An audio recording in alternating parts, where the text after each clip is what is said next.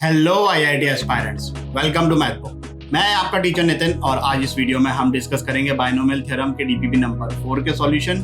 So without further ado let's get started. Directly इसको expand करते मत बैठना, क्योंकि √2 की जब पावर ऑड होगी तो उसको हैंडल करना बहुत ही डिफिकल्ट हो जाएगा। You can not tell the precise value. So what we are going to do is, अब √2 ऑब्वियसली 1 से बड़ा है, क्योंकि ये पावर इवन है। हम इन दोनों को करेंगे ऐड ताकि इर्रेशनल टर्म्स डिलीट हो जाए। तो ऐड करने पर हमें मिलेगा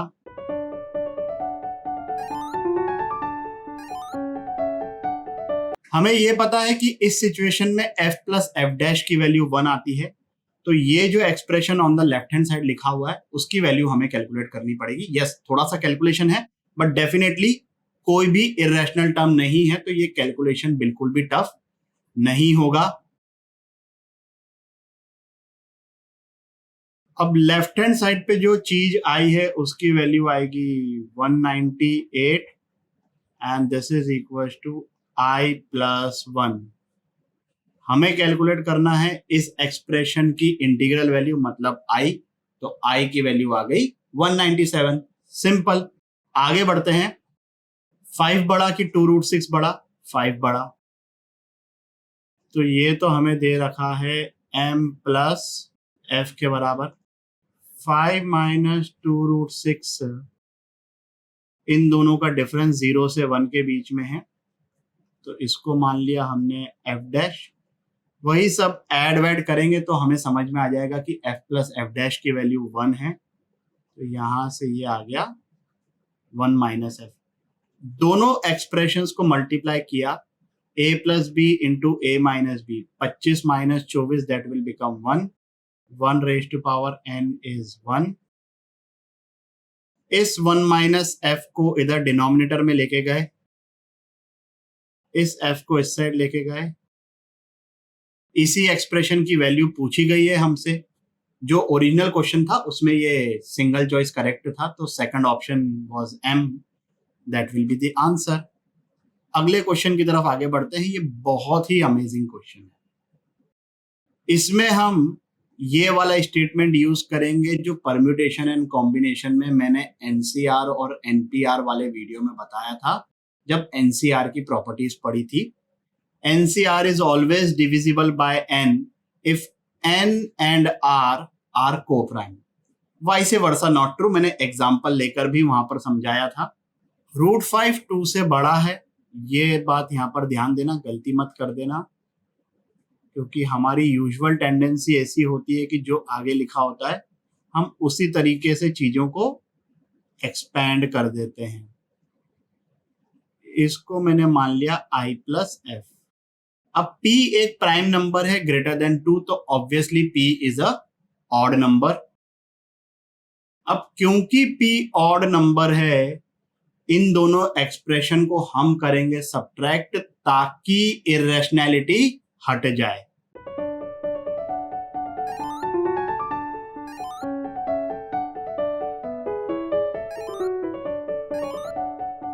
ये बात तो हम ऑलरेडी बोल चुके हैं कि p ऑड नंबर है और सिर्फ ऑड टर्म्स आ रही है, तो एंडिंग विल बी pcp। यहां तक कोई दिक्कत नहीं है।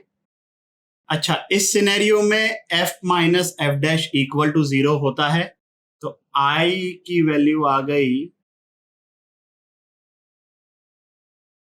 मैं सिर्फ यहां तक लिख रहा हूं, इसको ले लूंगा मैं डब्बे से बाहर। TCP 1 हो गया, ये 2 रेज टू पावर p है, यहां पर 2 मल्टीप्लीकेशन में है, तो जैसे ही मैंने इस चीज को डब्बे से बाहर लिया, this will be 2 raise to power p plus 1। हमें जो प्रूव करना है वो यही करना है कि i minus 2 raise to power p plus 1 is divisible by p। Greatest integer है ना, तो इस एक्सप्रेशन का ग्रेटेस्ट इंटीजर क्या हो गया? i minus 2 raise to power p plus 1। मतलब ये जो एक्सप्रेशन लिखा हुआ है, ये यहां से लेके यहां तक के, ये हमें प्रूव करना है कि ये p से डिविजिबल है, और ये प्रूव होगा इस स्टेटमेंट की हेल्प से। देखिए भाई, p एक प्राइम नंबर है, तो p और 1 ये को प्राइम हो गए। इसके बाद आएगा pc3, है ये pc3। तो p अगर प्राइम नंबर है, लेट्स से कि p की वैल्यू 19 है, तो 19 एंड 3 दे विल बी को प्राइम। अगर p हमने 19 लिया है तो लास्ट में इधर 17 आएगा। खैर 17 खुद एक प्राइम नंबर है, तो p और p माइनस 2 ये भी को प्राइम हो जाएंगे। अगर p लेट से 23 होता तो यहां पर आता 23c21, 23 and 21 they are also coprime. ये बात समझ रहे हो ना, क्योंकि p एक प्राइम नंबर है, तो p को किसी के साथ भी मैं ले लूं with a number lesser than p, वो दोनों हमेशा को प्राइम होंगे।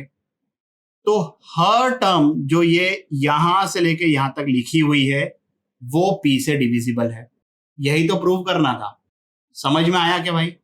चलिए फिर आगे बढ़ते हैं अगले प्रॉब्लम की तरफ। दोनों में से बड़ा कौन है? मैं थोड़ा सा चीजों को रीअरेंज करता हूं। इस 99 रेज़ टू पावर 50 को मैं लेके जाऊंगा विथ 101 रेज़ टू पावर 50। 101 को मैं लिख सकता हूं 100 प्लस 1, और इस 99 को लिख देता हूं मैं 100 माइनस 1 रेज़ टू पावर 50। अब दोनों में हम बाइनोमियल एक्सपेंशन लगाएं तो दोनों की फर्स्ट टर्म, दोनों की थर्ड टर्म ये कैंसिल हो जाएगी। Second term, fourth term, sixth term ये ट्वाइस हो जाएगी। So we will be getting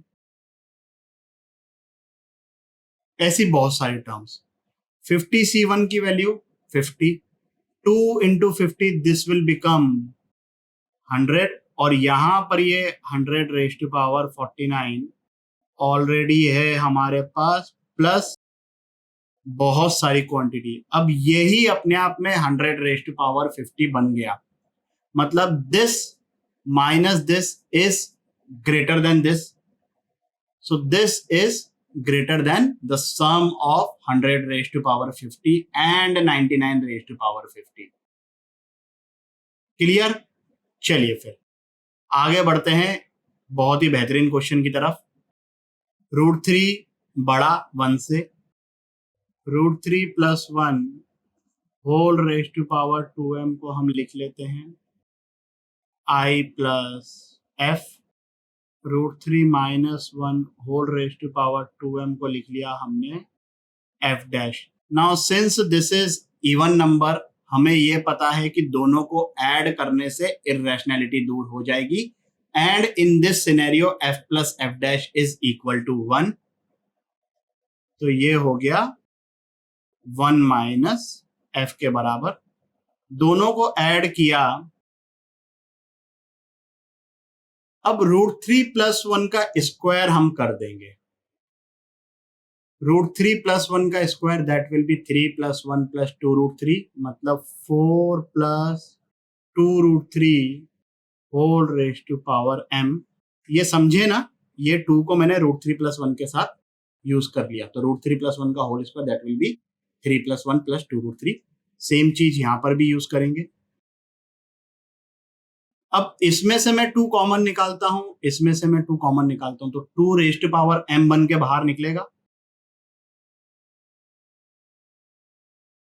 now 2 is greater than √3। यहां पर अब कोई दिक्कत नहीं है। दोनों का बाइनोमियल एक्सपेंशन जब हम लिखकर ऐड करेंगे तो जितनी भी इर्रेशनल टर्म्स हैं वो सब कैंसिल आउट हो जाएगी, एंड सो ऑन। ये जो चीज ये करली ब्रैकेट के अंदर लिखी हुई है ये तो नेचुरल नंबर है ऑब्वियसली। ये 2 को मैं इसके साथ क्लब कर देता हूं, तो हमारे पास आ गया n इक्वल टू हो गया i plus 1 whole divided by 2 raise to power m plus 1। इसका मतलब i plus 1 2 raise to power m plus 1 से डिविजिबल है। And what is i plus 1? ये अपना जो एक्सप्रेशन है ये, इसका इंटीग्रल पार्ट खुद i हो गया और यहाँ पर प्लस 1 लिखा हुआ है। तो हमें ये फाइंड करना था कि i प्लस 1 किससे डिविजिबल है। ये हमने प्रूव कर लिया, और क्योंकि ये चीज 2 raise to power m plus 1 से डिविजिबल है, it is obviously divisible by 2 raise to power m as well. बाकी इन 2 के बारे में हम कुछ नहीं बोल सकते। हो भी सकता है, वो डिपेंड करता है डेटा पर। इस वीडियो के लिए बस इतना ही।